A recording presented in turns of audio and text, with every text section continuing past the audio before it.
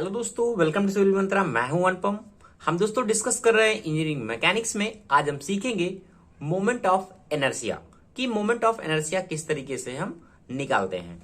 जैसा कि हमारा क्वेश्चन गिवन है, ये हमारा एल सेक्शन है और हमें यहाँ पूछ क्या रहा है, कह रहा है कि determine the moment of inertia of the L section, जैसा कि हमारा फिगर में गिवन है, about its centroidal axis parallel to the legs. ठीक है। और सेकंड कह रहा है कि find the polar moment of inertia. दो चीजें पूछ रहा है, एक पूछ रहा है मोमेंट ऑफ इनर्शिया क्या होगी इस सेंट्रोइडल के, एक पूछ रहा है कि पोलर मोमेंट ऑफ इनर्शिया क्या होगी।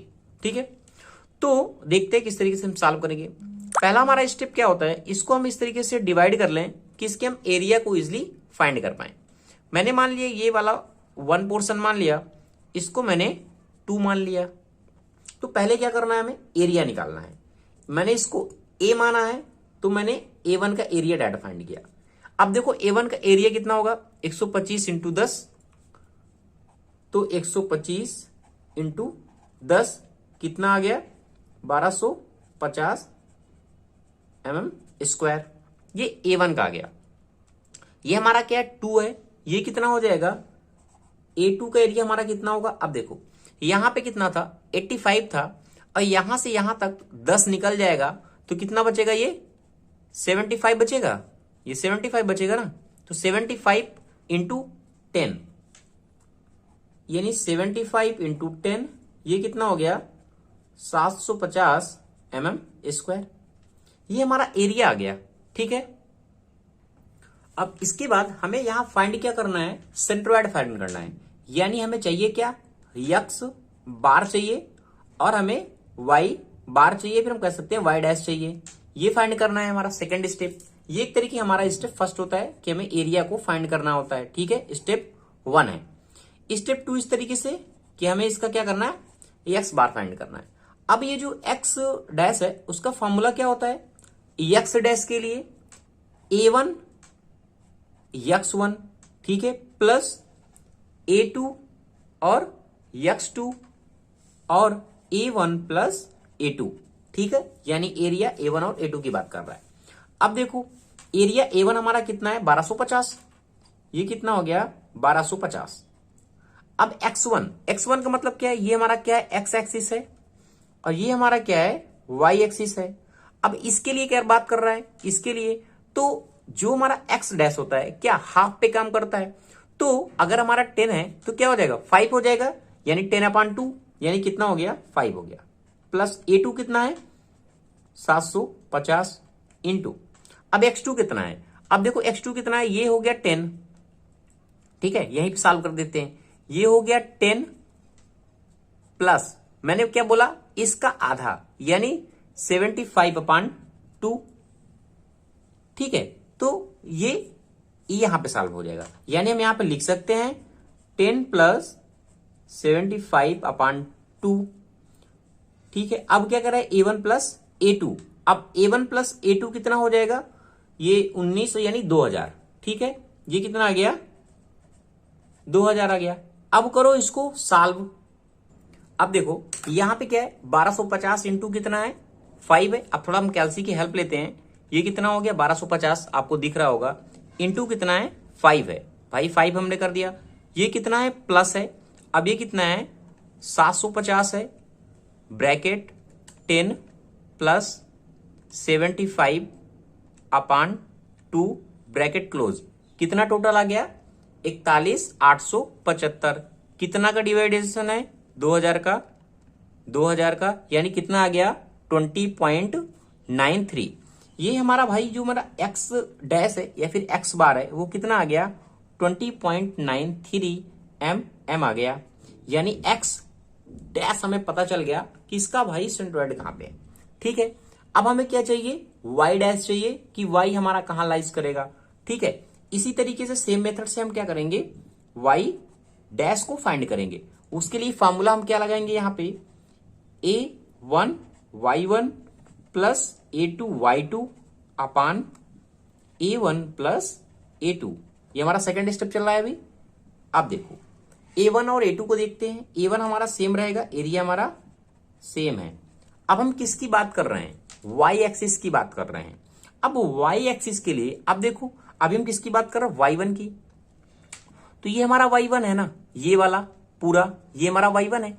125 है, हाफ लेते हैं, यानी 100 इंटू 125/2 प्लस ये कितना एरिया है पूरा, 750 है, 750 इंटू, अब देखो यहां पे y की दूरी कितनी है, 10 है, यानी 10/2, यानी 10/2 5 हो जाएगा, और ये हो गया 2000। ओके, इसको भी इसी तरह कैल्सी की हेल्प से आप सॉल्व करो, ठीक है। इसको जब आप सॉल्व करोगे इजिली, तो जो हमारा आंसर फाइनली निकल के आएगा, आप कैल्सी से आप सॉल्व करिएगा, कितना निकल के आएगा, 40.94 mm। ये लो, हमें ये y डैश भी फाइंड हो गया। यहां तक सॉल्व करने के बाद हमें पूछा क्या है कि हमारा जो सेंट्रोडाइल एक्सिस होगा पैरेलल टू द लेग, वो एक्सिस क्या होगा, ठीक है। तो हमें एक्सिस क्या क्या है, हमारा यक्स है, और हमारा क्या है, y और y है। तो भाई हमें इसके कोऑर्डिनेट फाइंड करने हैं कि हमारा यक्स और y क्या होगा। अब देखो यक्स और y फाइंड करने का मेथड क्या है कि अभी एक को आप कंसीडर करो, मैंने मान लिया यहां पे भाई G1 था, इसको मैंने G1 मान लिया, और इसको मैंने G2 मान लिया। ओके, तो G1 के लिए हमारा क्या हो जाएगा फॉर्मूला, वो हमारा होगा x डैश माइनस x1 पहला, ये हमें जो वैल्यू फाइंड होगी वो मिल जाएगा। और यहां पे हमारा क्या हो जाएगा, क्योंकि पैरेलल है, अब ये पैरेलल है तो यहां पे हम क्या लेंगे, यहां पे लेंगे हम y1 माइनस y डैश। अब देखो, अब x डैश हमारा कितना है, यहां पे देखो x डैश कितना है, 20.903 है, ठीक है। और हमारा x1 कितना है, यहां पे देखो x1 हमारा कितना आया था, 5 आया था, -5 कर दिया, कितना आ गया, 15.93 आ गया, देखो, ठीक है। तो ये हमारा क्या हो गया, 15.93 आ गया, ठीक है। इसी तरीके से y1 हमारा कितना है, पूरा y1 हमारा कितना है, देखो 62.5 है, ठीक है। ये हमारा y1 था, कितना आएगा 62.5 माइनस y डैश कितना है, 40.94, कितना आ गया हमारा 21.56, यानी ये आ गया 21.56, ठीक है। अब y के लिए इसी तरीके से, क्योंकि ये हमारा क्या आया है, ये हमारा आया है G1, इसके लिए पैरेलल के लिए। इसी तरीके से हम G2 को भी फाइंड कर लेंगे, कैसे, इसी तरीके से फाइंड करते हैं G2 के लिए। तो यहां पे लिखो, यहां पे क्या होगा हमारा x डैश माइनस x2, और यहां पे क्या होगा y1 minus y2 minus y dash. अब x डैश हमारा कितना है, देखो x डैश हमारा कितना है, 20.93 है, ठीक है। अब माइनस का साइन, ब्रैकेट के साथ यहाँ पे x2 कितना है, यहाँ पे देखो x2 हमने ऑलरेडी लिखा है, कितना है 10 प्लस 75 भागे 2, ये हमारा ब्रैकेट हो गया क्लोज, कितना आ गया 26.57, ठीक है। ये माइनस में लिया जाएगा, ये इस साइड आ जाएगा, तो 26.57 ये हमारा यहाँ पे आ गया, ये y डैश माइनस y2 होगा दोस्तों, ठीक है। ये उल्टा हो गया, तो यहाँ पे देख लीजिएगा। तो और यहाँ पे भी देखो हम सॉल्व करते हैं, यहाँ पे अगर हमारा, तो y2 हमारा कितना है, एक तरीके से y2 हमारा कितना है, ये हमारा y2 कितना है 5 है, ठीक है। और y डैश कितना है 40.94, यानी 40.94 माइनस कितना हो जाएगा हमारा 5 माइनस कर दिया, कितना आया 35.94, ठीक है। इतना मिल गया हमें। तो ये हमारा क्या होगा, y डैश y2 कर दो इसको, ठीक है। ये y डैश y2 होगा, और यहां पे हमारा x2 और x डैश होगा, ओके। तो यहां पे हमारा कितना आ गया 35.94, ठीक है। ये हमारा G2 वे में मिल गया। यहां पे आप दिखा भी सकते हैं इस तरीके से कि हमारा कितनी दूरी पे लाइस कर रहा है, ठीक है। कुछ इस तरीके से x डैश पे और y डैश पे आप इस तरीके से दिखा सकते हैं, यहां पे सेंटर पे कितना लाइस करेगा। अब हम यहां तक तो फाइंड कर चुके हैं। अब हमें चाहिए क्या, सेकंड में क्या लग रहा है कि पोलर मोमेंट ऑफ इनर्शिया चाहिए। अगर हमें पोलर मोमेंट ऑफ इनर्शिया चाहिए तो हमें फॉर्मूला क्या होता है हमारा पोलर मोमेंट ऑफ इनर्शिया का पूरा, हमें I x और x चाहिए। अब आई एक्स एक्स निकालने के लिए हमें जो सॉल्व करना पड़ेगा, क्या पता करना पड़ेगा हमारे, आई एक्स एक्स G1 कितना होगा और A1 H1 का स्क्वायर कितना होगा, यही तो फाइंड करना पड़ेगा। इसी तरह x के लिए और इसी तरीके से y के लिए भी फाइंड करना पड़ेगा हमें कि हमारा y कितना होगा, वो भी कितना, पूरा टोटल G1 और G2 के लिए। ठीक है, तो अब हम देखते क्या है कि हमसे किस तरीके से सॉल्व करेंगे। देखो हम यहां पे डायरेक्ट निकाल लेते हैं आई एक्स और x हमारा कितना होगा। अब क्या होता है यहाँ पे फॉर्मूला, आई एक्स G1 के लिए आपको पता है BH³/12 होता है। ठीक है, अब हमने G1 के लिए निकाला तो B हमारा कितना है, 10 है, H कितना है, 125 है।